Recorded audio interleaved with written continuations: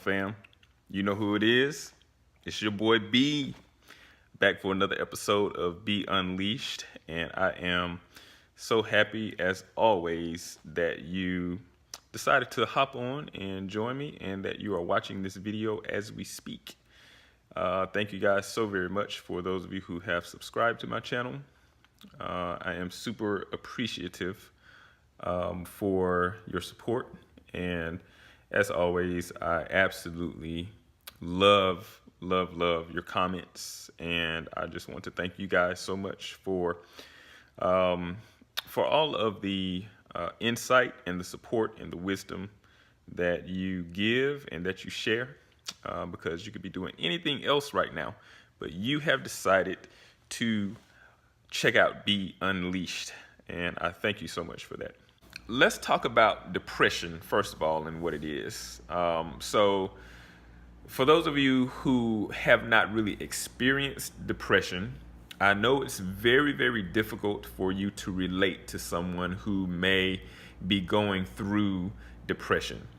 My experience has been that people who really have not experienced major or what is diagnosed as major depressive disorder or major depression really can't relate to people who are going through depression. And what do I mean by that? For people who experience depression, it pretty much affects different people in different ways.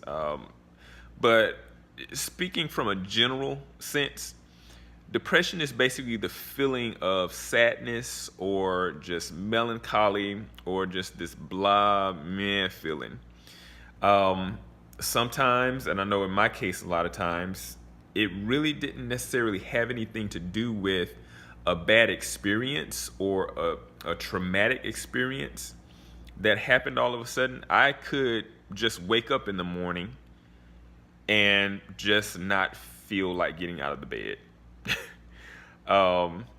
Now, there are various scientific reasons for this. There are various physiological reasons for some types of depression. So when a person is depressed, they are functioning at a very low level of energy, and it's very difficult for them to articulate what's wrong. So you may be a person who may not understand or may not be able to relate to a person going through depression, and if you are that person and you happen to sense that a person is depressed or they're just not themselves, and you may ask them, hey, is everything okay? What's going on? That person may or may not even be able to articulate to you what's going on. They may not be able to even express something specific as far as, yeah, this happened and now I'm sad about it. It's not that easy. A person, if they are truly depressed, it could be a situation where it's hormonal, it's chemical, the dopamine and the natural neurotransmitters in their brain they're just not firing off properly and hitting those synapses and those nerves like they really should to spark the actual positive uplifting feelings that keep a person going and upbeat. And it could be a situation where they're experiencing that. It could be a traumatic situation that they're living through. My ask is that if you can't relate, and if you can't say anything positive, or if you can't connect with that person that's experiencing depression, then please just don't say anything at all. Can we just do that? Because the sensitivity that is needed when you're dealing with a person that's going through depression is very, very, very intricate to helping that person make it through that depression. Okay, so if it's something that you don't really understand, do me a favor and just kind of give that person space and room. Okay, if they want to talk, let them talk. If not, don't press them, don't push it, because it's just not going to be a good situation. All right. Okay, so quick tip, quick point, dealing with people who are depressed. Now, if you are dealing with depression, let me give you some tools that you could possibly use to help to kind of loosen that noose that's around your neck. Okay, that's kind of choking out the energy and the life so that you can possibly function. Depression is something that you have power over. Okay, let's get that really solid in our minds. Okay, please understand this. This is where the empowerment is going to happen. Depression is something that you can control. Always. I know it doesn't feel like it a lot of times. I know you feel like a victim of your emotions and your hormones and your neurotransmitters, but depression is something that you can control. You can defeat this. Okay? You can overcome it. Now, if it is major and if you really do feel out of control to the point where you want to hurt yourself or you want to hurt others or you just really don't want to live life anymore, I highly encourage you to go and see a physician. Go to a doctor, go to a therapist, go to a counselor, go and seek professional help. Okay? Because I understand how that can be. It can be a situation where you just don't have the wherewithal to do anything. Okay? It does get that bad. If it is at that point, promise me that you will seek professional help. Okay? It may be a situation where you may have to have prescription medication. Okay? That is, some of these prescription medications are very helpful. All right? It may be a situation where you just need to talk. All right? Whatever the case may be, just promise me you will not hurt yourself and you will seek professional help. I'm going to include in the description, in the notes of this video, the number to the suicide line, because I feel like that's very necessary when sharing this type of information. Okay, so I'm just going to provide that. If you need it, reach out. If not, you know what? Keep it moving. All good. I'm just doing this to help. Okay? All right, so let's get into the D.R.E.S.S method. D.R.E.S.S. How are we going to defeat this depression? Number one, D is for diet. Okay, now this may seem kind of weird, but in my own personal experience with depression, I have learned that what I put into my body, the foods that I eat, that I choose to eat, they affect my mood. Okay, food affects mood.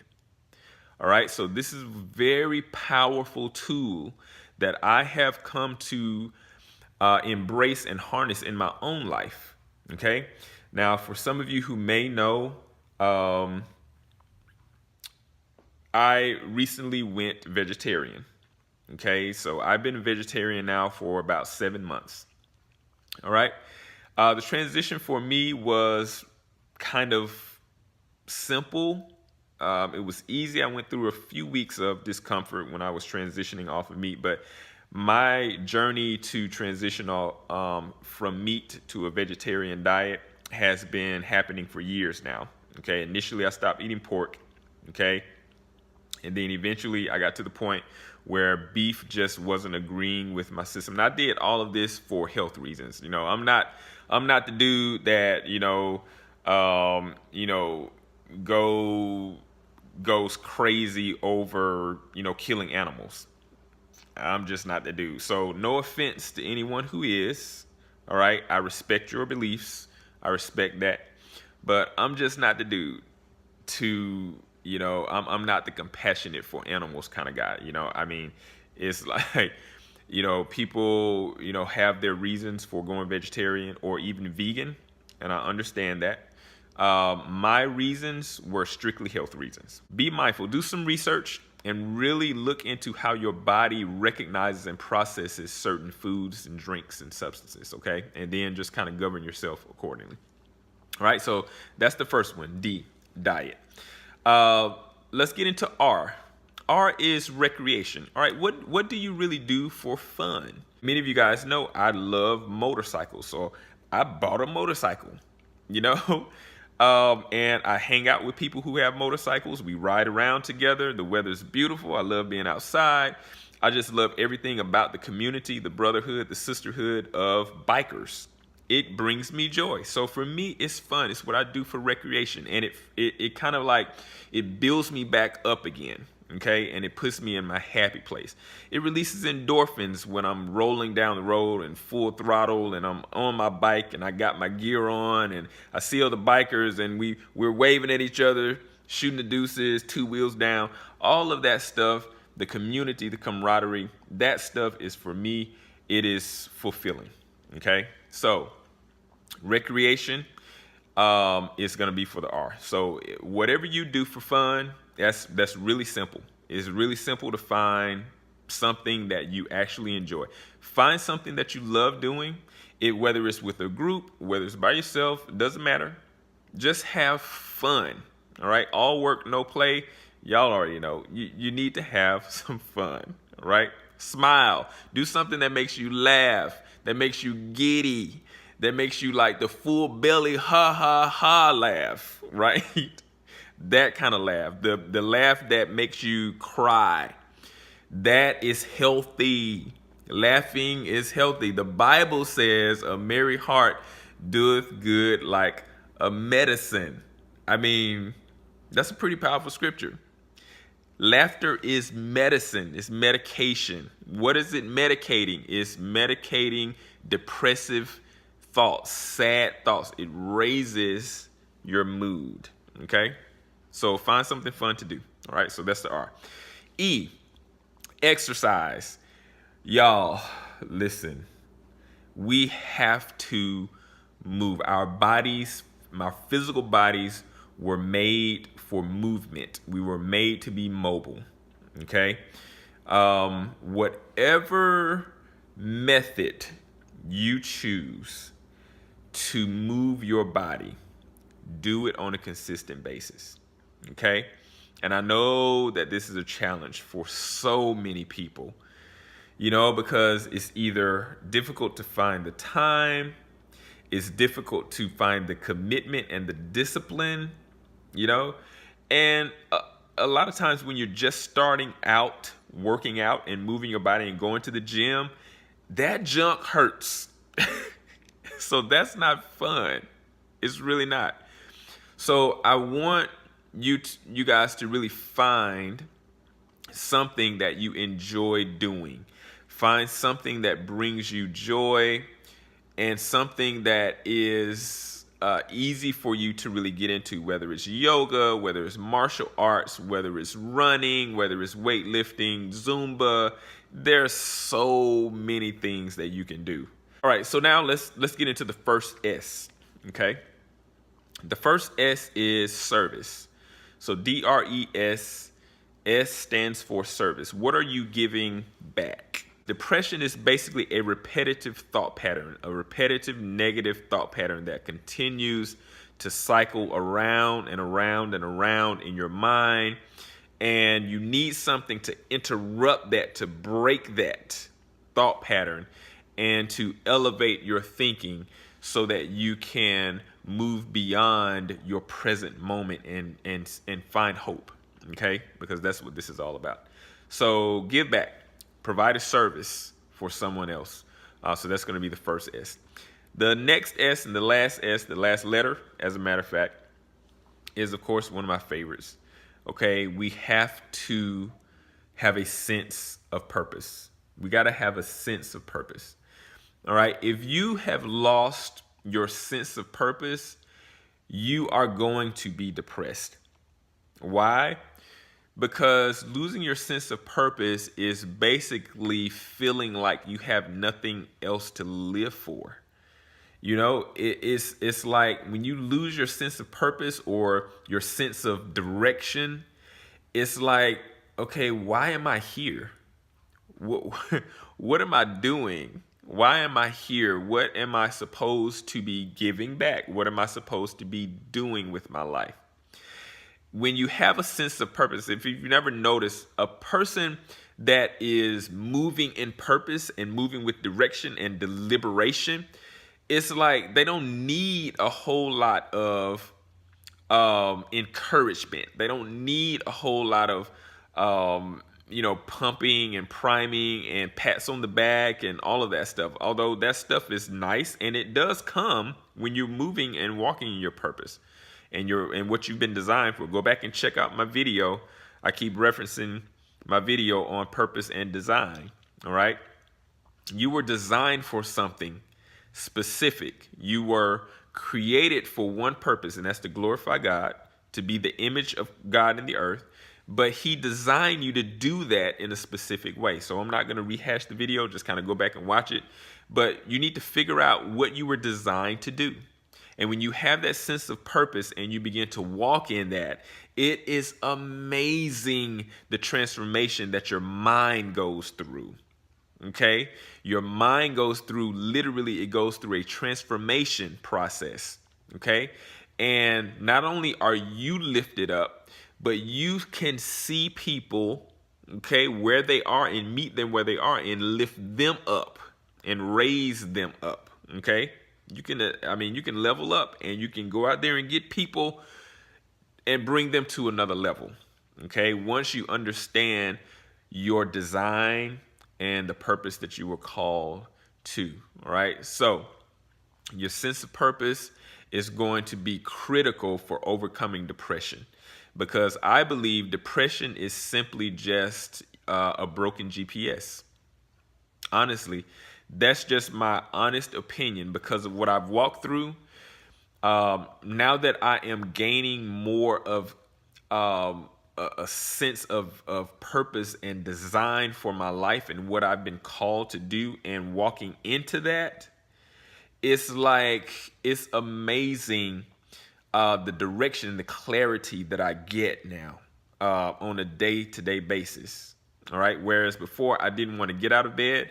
Now it's like I'm still not jumping out of bed now. Don't get don't get me wrong on that. I'm still not that morning dude that just jumps out of bed, but it's easier for me now to get up and to commit to prayer and to start my day, because now I have a sense of direction. I have a sense of purpose. I know what what I am aiming for and what I'm pursuing, and I know that it's worth my pursuit because it is in service to help other people.